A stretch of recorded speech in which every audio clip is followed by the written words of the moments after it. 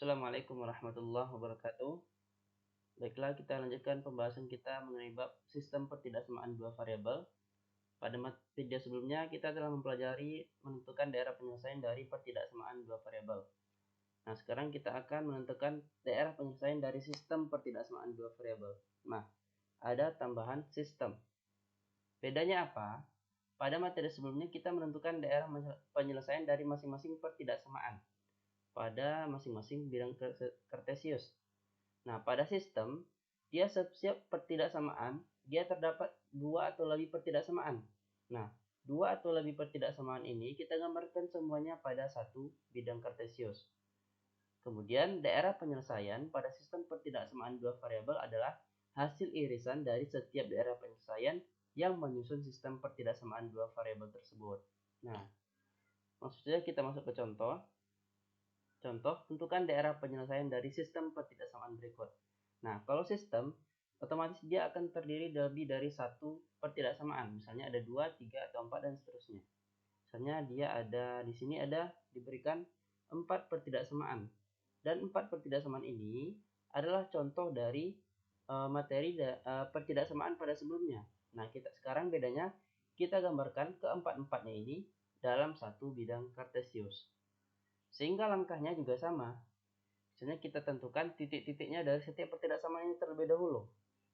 Nah, ini menentukan ini sudah dibahas pada materi sebelumnya. Titik untuk pertidaksamaan yang pertama, kemudian pertidaksamaan yang kedua, dan pertidaksamaan ketiga dan keempat. Nah, kita tentukan titik-titiknya kalau ini. Kemudian kita gambarkan pada bidang kartesius. Setiap garis-garisnya masing-masing pertidaksamaan tersebut. Sehingga tadi ada titik 5,0 dan 0,6 kita hubungkan. Ini untuk garis yang pertama, persamaan garis yang pertama.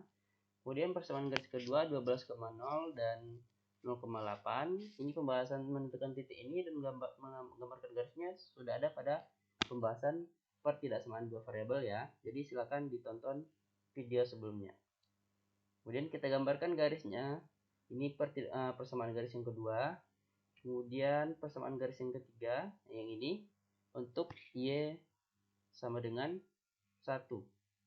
Kemudian persamaan garis yang keempat adalah untuk X sama dengan 0, ini garisnya.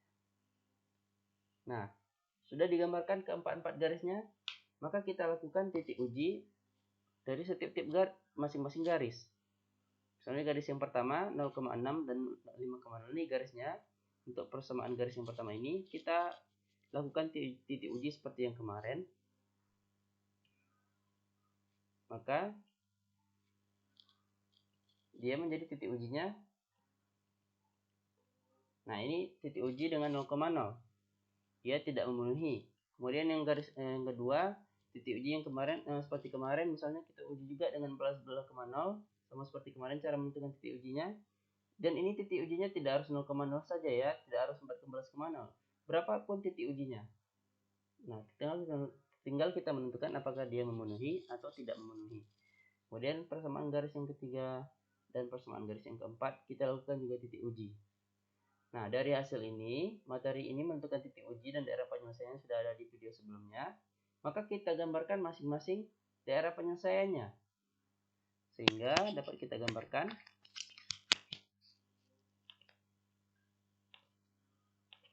Nah, ini pertama garis yang ini kita gambarkan daerah penyelesaiannya. Dia karena titik 0,0 tadi dia tidak memenuhi, maka dia ke atas. Kemudian untuk garis yang kedua 0,8 dan 12,0 ini garisnya persamaan yang kedua, kita titik uji tadi 14,0 dan dia juga tidak memenuhi, maka dia ke bawah. Nah, ini 14,0 tadi titik ujinya pembahasannya sudah ada dan pertidaksamanya sama. Kita lihat di video sebelumnya ada untuk daerah penyelesaiannya masing-masing setiap garis ini. Kemudian untuk Y sama dengan 1 kita uji dengan titik ujinya tadi dan dia ternyata daerah penyelesaiannya ada di atas. Nah, ini. Kemudian untuk X sama dengan 0 kita juga uji tadi dan kita gambarkan, kita arsip juga pada bidang kartesius. Nah, ini dia semua daerah penyelesaian dan semua arsirannya dari keempat-empat pertidaksamaan yang diberikan. Maka, yang menjadi daerah penyelesaian pada sistem tersebut adalah daerah yang diarsir sejumlah sejumlah pertidaksamaan yang diberikan. Tadi ada 4 pertidaksamaan, maka yang menjadi daerah penyelesaian adalah yang diarsir 4 kali. Nah, kalau ini cuma diarsir berapa kali? Yang diarsir 4 kali adalah daerah yang ini.